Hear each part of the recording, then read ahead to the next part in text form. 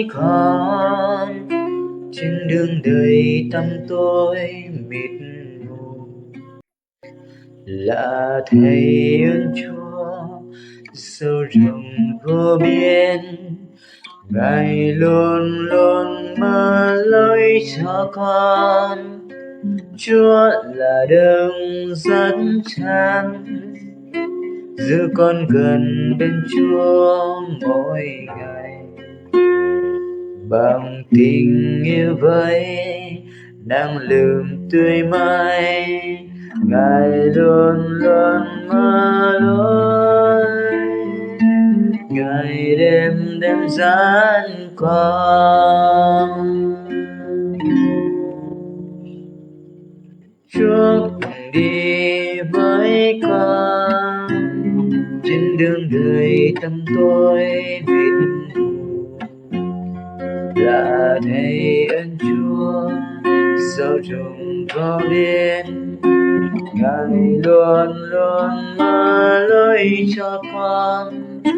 Chúa là đấng dẫn chân, giữ con gần bên Chúa mỗi ngày. Bằng tình yêu với năng lượng tươi mãi, Ngài luôn luôn mở lối, Ngài luôn đem dẫn con. Nơi trông gai khó khăn Ngài dẫn bước con luôn thay an, và nơi hoang vu Chúa khiến dối reo vội thay. Mọi điều đời này sẽ qua, nhưng lạy Chúa mãi không thay dày. Ngài không thay, Ngài ban phương thời mới.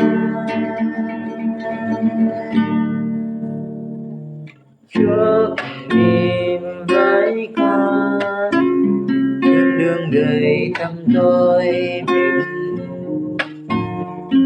Là thầy ơn Chúa sâu rộng vô biên, Ngài luôn luôn mở lối cho con.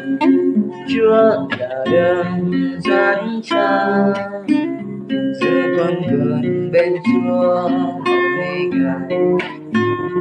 Bằng tình yêu với năng lượng tươi mãi, Ngài luôn luôn mở lối, Ngài đêm dẫn dắt con.